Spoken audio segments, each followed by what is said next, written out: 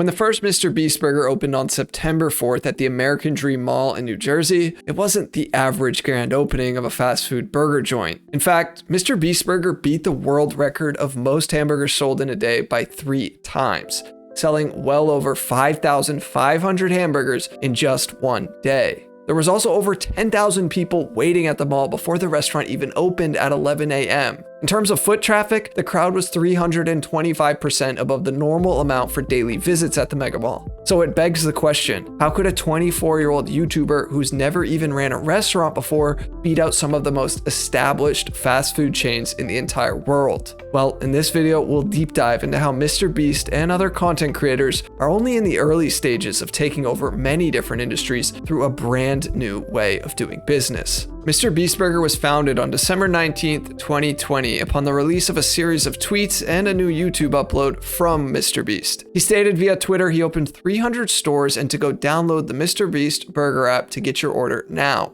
Wait, 300 stores? Well, yes, these weren't actual physical restaurants. They were what's known as ghost kitchens. Set up by a company called Virtual Dining Assistant, this meant that any restaurant that typically sells takeout or delivery could start selling Beast Burger menu items. All they had to do was go out, get the supplies from a store, and start taking orders from mobile apps like DoorDash, Uber Eats, Postmates, etc. From a business decision standpoint, MrBeast launched this concept brilliantly. Why take the risk of building 1 or 2 restaurants and only benefiting from his local following in that area? Instead, during the height of the pandemic, in true MrBeast fashion, he chose a way that could not only test his burger concept, but also help out many other struggling restaurants at the same time. See, during the tough times of the pandemic, many small restaurants were seeing a drastic decline in sales. But what if, all of a sudden, they could offer something as popular as a burger from MrBeast and continue to keep their core menu in place? Well, many restaurants agreed to sell his products so that they could begin drawing on another stream of revenue. MrBeast set this up so that other restaurants would prosper from selling his product while simultaneously capitalizing on the reach of having them be spread out throughout the entire country, which eventually turned out to be a win-win-win for all parties involved. However, it wasn't always smooth sailing for MrBeast Burger.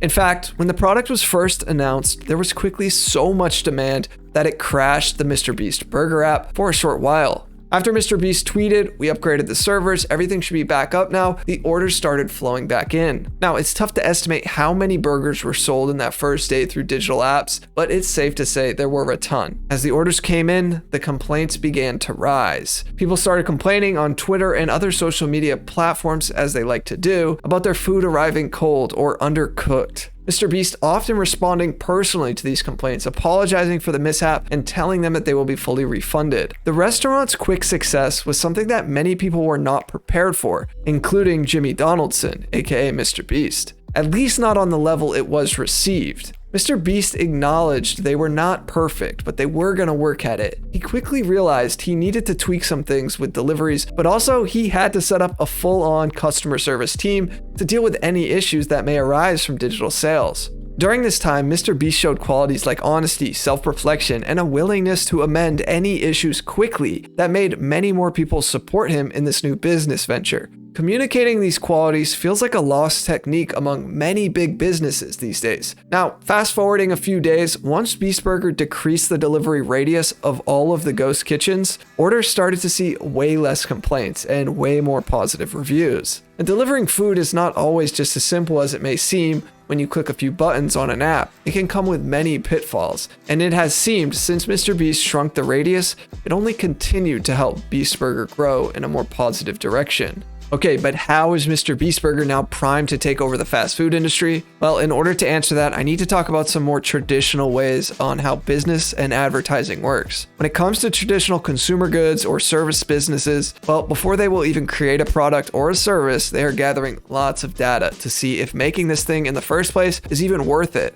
They will undergo market research to see how profitable the business could be. How much demand is there for what they're going to create? What is the distribution going to look like? I mean, on and on and on. They're looking all of this up and making sure that this business can be profitable. If they come to the conclusion that it's worth it through many different tests to make sure it works, well, then they just need to learn to scale it to a certain degree. Okay, let's say all of this is going for them great. They have the supply, and now they just need to meet the demand. Well, they need a content play too. See, most consumer goods are extremely competitive, and often many can be substituted out for one another pretty quickly. The company needs to figure out how to market their product. If no one knows it exists, well, then it doesn't really matter how good the product is. Traditional companies typically are stuck spending millions and billions of dollars a year on their sales and marketing. Take a look at a company like Procter & Gamble. While not in the fast food industry, certainly in the consumer goods business, known for having a plethora of companies they own like Dawn, Gillette, Old Spice, and many more. They spent an estimated $11.5 billion on advertising in 2021 alone. See, the biggest content creators are taking the traditional business steps and reversing them, or otherwise just removing one altogether. Already having a leg up in the attention business, well, they command it from millions and millions of viewers daily in whatever their niche is. The ability to sidestep huge advertising costs can help them allocate that money elsewhere, and even perhaps eventually change how profitable that specific category as a whole can be. They don't have to worry about finding the audience for the product or the service. They just have to worry about creating something good that is a solid match for the people who consume their content. From there, it's all about scaling it. Companies like MrBeast Burger will have a much easier time dealing with brand recognition because the literal brand is attached to the most subscribed to channel on YouTube. There's also probably some solid evidence out there to suggest consumers tend to enjoy buying things from people as opposed to big businesses. Now, I'm not saying Beast Burger isn't a business, because it certainly is. I'm saying if you purchase one of his menu items, it'll probably feel more like you're supporting him as a creator while still hopefully getting something of value in return. Now, it's great to get someone to buy something once, but most restaurants are built on having returning customers, so the food needs to be good too. MrBeast hasn't stopped at just burgers and fries though. Back in January of 2022, MrBeast sent out on all his socials that he launched a chocolate bar company and pulled his own Willy Wonka promotion as the first way to drive engagement. The brand would be called Feastables, and he would launch with just 3 main flavors, but he said in the promotion that 10 random bars will have a mystery ticket, and if you receive it, you'll be flown out to his personal chocolate factory for a chance to win it.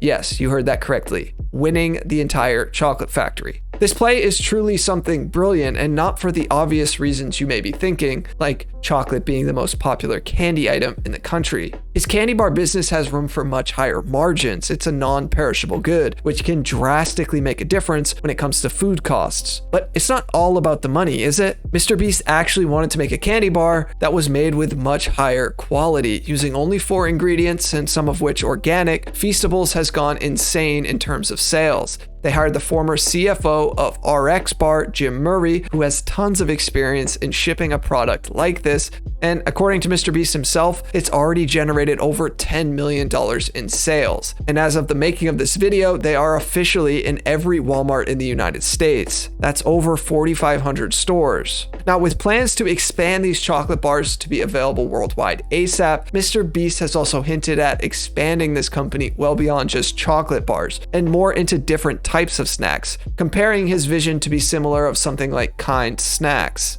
In a few years, I'm sure this company will be one of MrBeast's biggest, but also most profitable aspects to his business empire. The biggest creators and influencers have not only the potential, but the audience as well to revolutionize the way products are marketed and sold in the future. I feel that what MrBeast and some other content creators are doing to find success launching these businesses is truly only the beginning. If you found this video interesting and you want to learn all about how McDonald's is so successful, I suggest you check out this video next. Thanks for watching. Peace.